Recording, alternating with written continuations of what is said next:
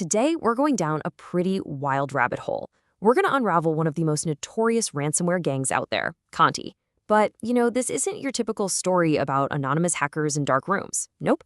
This investigation kicks off with a massive data leak and takes us on a journey into the Russian rap scene, children's dance studios, and the very real faces behind a digital crime empire. So, let's get into it. All right, first things first, who exactly is the Conti ransomware gang? Well, they're a huge player in the cybercrime world. Their whole game is hacking into networks, grabbing all the sensitive data they can find, and then locking everything up. They demand millions of dollars to give you back your own files. And they've hit hospitals, governments, major companies, causing just massive, massive chaos.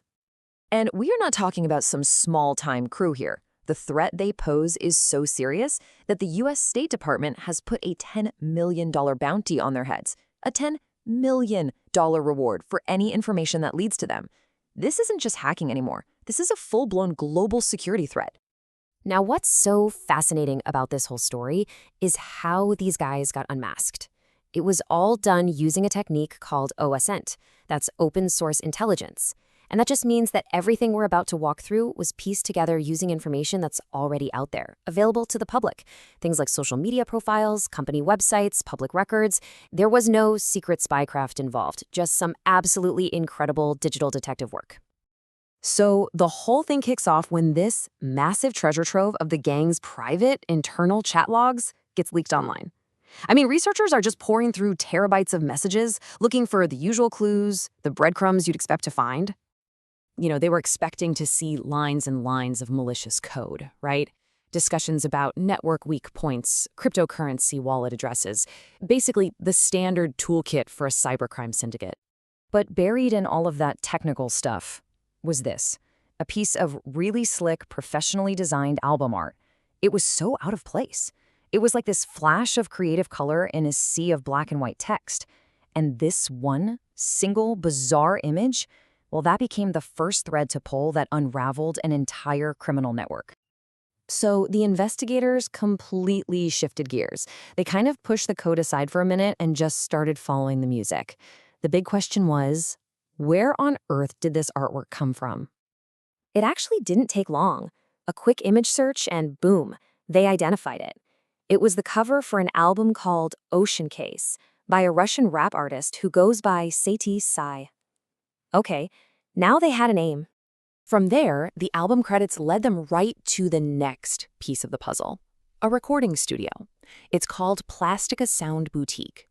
This was a huge step because for the very first time, there was a direct line from an anonymous hacker chat to a specific, real-world business. And Plastica Sound Boutique wasn't just some random website. No, it's a real place. This map right here shows its actual physical address on Kirova Street in Yekaterinburg, Russia. Just like that, the digital trail had officially crossed over into the brick-and-mortar world. And this wasn't just a one-off thing either. The studio's creative work was all over the local music scene. They were producing albums and art for other artists like Linkfill and Ice Costa. So this established a really clear pattern of what looked like totally legitimate business activity. So once you have a business name and a physical address, what's the next logical step? You find out who's running the show. And honestly, it wasn't even hard to do. The studio's own public social media pages just listed its key people right out in the open. This is OSINT at its absolute best, just looking at what companies are already sharing about themselves online.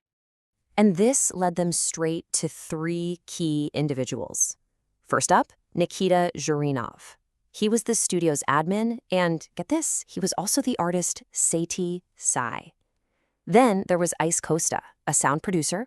And finally, Alexei Plechkin, another producer who ran a design brand called W88 Digital, which was the very brand credited on that first piece of album art they found. And here's a photo of the man himself, Alexei Plechkin, one of the studio's founders. All of a sudden, this anonymous digital operation has a name, it has a business, and now it has a face. But the investigation was far, far from over. Because, as it turns out, a rap music studio was just one small part of a much larger and, frankly, much stranger operation. That same creative style, that same digital fingerprint they found on the album art, Well, it started showing up in some really, really unexpected places. And this part is just bizarre. I mean, look at this. On the left, you've got a Best Teacher certificate for a private school. On the right, a poster for a children's dance studio. The graphic design style connects them all back to the very same creative team. A ransomware gang, a rap label, and a kids' dance class. Somehow, all connected. So, what in the world does this all mean? What does this strange collection of businesses tell us about the hidden economy that's humming along behind modern cybercrime? Pulling on that single thread of album art uncovered what now appears to be a whole network of front companies. A music label, a design studio, a private school, and even a children's dance school.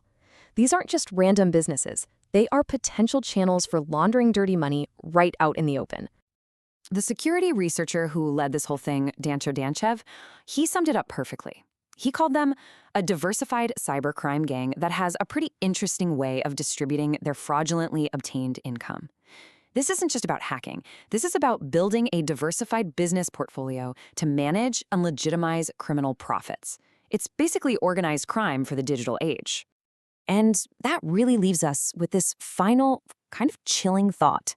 The Conti gang allegedly used legitimate, public-facing businesses involving music, art, even kids' education as a cover. It just makes you wonder, right? If a ransomware empire can be this deeply woven into our everyday world, where else are these hidden economies thriving right under our noses?